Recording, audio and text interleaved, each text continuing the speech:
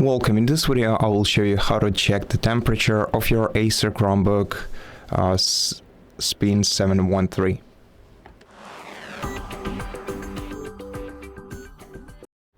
To do that, we're gonna have to open the control center in the bottom right corner of the desktop.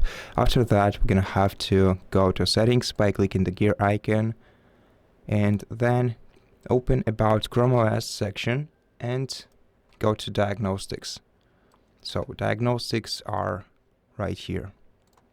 Here in the diagnostics, make sure that you have the system tab opened. Scroll down to your CPU, and among other statistics, you will also find your device's current temperature right here in the middle. And that's it. Thank you for watching this video. If it helps you, please consider subscribing to our channel, leave us a like and a comment below, and I'll see you in the next one.